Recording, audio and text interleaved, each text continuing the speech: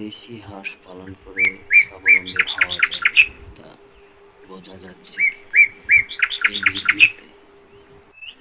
Chinese লোকেরা এইভাবে স্বাবলম্বী হয়েছে।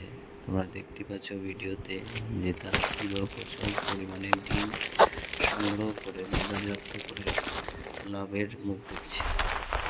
প্রথমে একটা জলাশয় তারা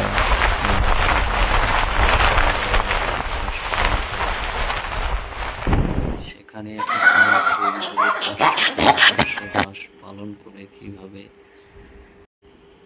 ডিম সংগ্রহ করে বাজারজাত করে স্বাবলম্বী হচ্ছে দেখতে পাচ্ছ ভিডিওতে তোমরা। বর্তমান বাজারে একটা হাঁসের ডিম প্রায় 10 টাকা হিসেবে বিক্রি হয়। এই হাঁসগুলোকে ডিম সংগ্রহ করে কিভাবে তারা বাজারজাত করে